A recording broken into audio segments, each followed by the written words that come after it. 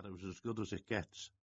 Our local lads Stephen Gerrard and Jamie Carragher proved that they could look any of the ghosts of Liverpool's great past in the eye, and pole dancer Jerzy Dudek matched even Bruce Spaghetti Legs Grobler with his goal line antics during the penalty shootout.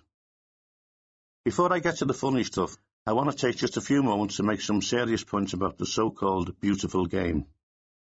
The people who run football should be ashamed of themselves for how they've allowed the game to move out of the reach of many working-class people. They are like bloody pickpockets, the way they steal money to fund the lives of players who are overpaid, over-pampered, and in the case of some foreign players, unfortunately, over here. It beats me how parents can afford to take their kids to a match.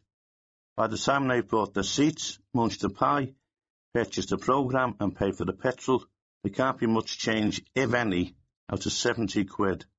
And a lot of the spectators are cheering on their team in a club shirt that costs 3 times more than it should. I've stopped going to Anfield as a sort of a one-man campaign against the exorbitant prices.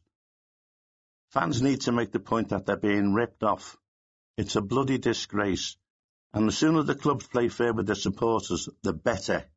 Give the game back to the people. Right, now that I've got that off my chest, let's move on to what this is all about. Funny football stories.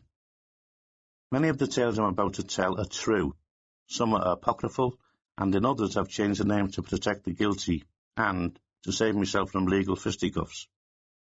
I will mix in a few jokes with the stories, like the one about the midnight telephone call that Everton chairman Bill Kenwright received from the fire brigade. "Sorry, Mr. Kenwright, but Goodison Park's on fire," said the fire brigade chief. "Oh, no," said Bill. "Whatever you do, please strive to save the cups."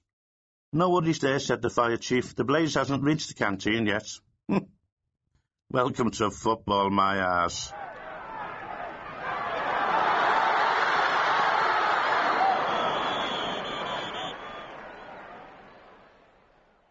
Tales of the unexpected. Here's a football trivia question for you. Who was the last manager to give a team talk in the old Wembley dressing room? Arsene Wenger? Sir Alex Ferguson? Sir Bobby Robson? Get ready to bow your knee in respect. It was me! I was portraying Mike Bassett, the hapless boss of the England team in the film of the same name. The bulldozers were parked down Wembley Way, ready to start the demolition of the Twin Towers, and the producers coughed up 60,000 smackers to relay the pitch so that we could stage a game for the cameras. It was the last ever match at the old Wembley, where the ghosts of English football past have hundreds of tales to tell. I gave my team talk in the same home dressing room where Sir Alf Ramsey rallied the English troops before the victorious battle in the 1966 World Cup final, and where Shanks had stoked up the Liverpool players to get them in the mood to bring the FA Cup to Anfield for the first time the year before. There I was, giving my Churchillian speech to the England team, reading my notes off the back of a packet of fags, and doing my best to sound as inspirational as the likes of Sir Alf, Shanks, and Sir Matt Busby, all rolled into one. But, being Mike Bassett, it all came out more like a mix of Yozza Hughes, Ken Dodd, and a Scouser Alf Garnett. I had great fun making Mike Bassett, which was so successful that we got a transfer to television. The highlight for me, apart from the Wembley experience, was travelling to Brazil to shoot a scene in the Maracanã Stadium, right up there with Wembley as the most famous football ground in the world. Pelé, the king, agreed to a walk-on part in a key scene shot in the heart of Rio. It was set in a bar, while the England World Cup challenge was rapidly turning from football to farce. The team captain had been arrested, and my star player was caught out trying to have a bit of how's your father with the statuesque Brazilian beauty, who, surprise, surprise, turned out to be a fella. The British tabloid press were giving me, Mike Bassett, terrible stick, and I was looking for the answer to my problems in the bottom of a glass. I got rat-arsed in the film, was photographed dancing on the bar wearing just a pair of underpants. Not a pretty sight. At this point, Pelé was scripted to walk in, cast his eye over the scene of drunken disorder, and then look at me. His one line was, "Oh no, not the English." Just as he was about to deliver it, I went arse over tit off the bar. Pelé bent double with laughter and could not get his line out. I told him I'd had a stiff one too many, and I wasn't referring to his Viagra TV commercial. So now I can always claim that I appeared at Wembley and Americana Stadium and I sort of, played alongside Pelé. A true story that Pelé told us while waiting for the cameras to roll was that he was going to be dropped from the Brazilian World Cup squad before the 1970 finals because he was short-sighted. The manager, Heiho Saldahanio, I don't think I pronounced that right, but it doesn't matter. Now, he was a former journalist, a poet, philosopher, and a one-time revolutionary, told Pelé he was worried about his eyesight and that he felt it would be in the team's interest to leave him out of the squad. It would have been like dropping Lennon and McCartney from the Beatles. The story was leaked to the press, and so it was the manager who was sacked. Now, how short-sighted could he get? Asked if he was short-sighted, Pelé, the scorer of more than 1,000 goals, by the way, replied, "A little, but I can see the net, and that's all that matters." Here are some more tales of the unexpected about footballers and their lives. I had the pleasure of meeting Bob Paisley, a legend at Anfield, whose one-man trophy collection has been beaten only by Sir Alex Ferguson. Bob came across as more like a genial uncle than a hard-bitten football manager, and he told his tale of the unexpected with a surprisingly soft Geordie accent.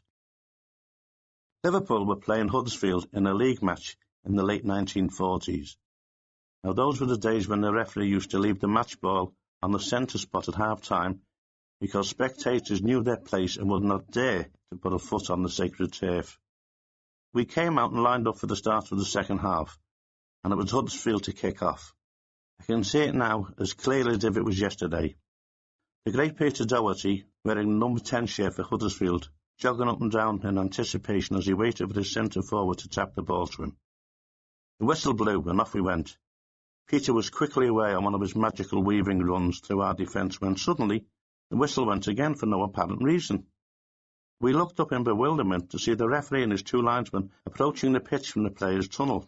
The ref was blowing an Eddie Calvert trumpet solo on his whistle to get us to stop the game so that he could get onto the pitch. We'd started the match without him thanks to a joker in the crowd who had a whistle with him. A wonderful tale of the unexpected comes from Kevin Keegan, one of my all-time favourite Liverpool players, who many people on Merseyside have still not forgiven for ducking off, like the Beatles, to Hamburg. England were playing Poland at Wembley in the vital World Cup qualifier in 1973. It was a game we had to win, and the Poles were holding us to a 1-1 draw, with Tomaszewski, the man famously labelled a clown by Brian Clough, playing an absolute blinder in the Polish goal. Bobby Moore, who had been dropped, was sitting alongside manager Sir Alf Ramsey on the bench. I was sitting to Bobby's right along with the other substitutes, including my Liverpool teammate Ray Clemens and Derby forward Kevin Hector. The game was into the last few minutes and I couldn't understand why Alf hadn't sent on a substitute to try and nick a winner that would have taken us into the World Cup finals. Alf was never comfortable using substitutes because they'd not been allowed in his playing days and had been introduced only after the 1966 World Cup. Suddenly, with just 5 minutes to go and under nagging pressure from Bobby Moore, Alf finally decided he should send on a sub. "Kevin, get stripped," he ordered. That was the moment when the drama on the bench turned to farce. Ray Clemens helped me off with my tracksuit bottoms, but he was so eager that he dragged me shorts down to my knees. While I was suffering this overexposure, I became even further embarrassed when Alf made it clear he meant Kevin Hector, not me. By the time the other Kevin got on, there were just 100 seconds left, the shortest England debut on record. What's not so funny is that England went out of the World Cup, Alf eventually lost his job, and the clown was hailed as a hero at home in Poland. We had been well and truly Polished off. Kevin Keegan was back at Wembley a few months later with Liverpool and got involved in an astonishing punch-up with lead skipper Billy Bremner in the Charity Shield match. In reflective mood, some years later, Kevin recalled, "I allowed myself to be provoked by the infamous Leeds tactics. First, an off-the-ball whack from Johnny Giles, followed soon after by the crafty dig from Bremner that brought on the red mist of temper. I went after Bremner, and we were both ordered off after swapping wildly aimed punches. Neither Billy nor I could explain why, as we walked off, we both pulled off our shirts in disgust." The establishment was more upset by the disrespectful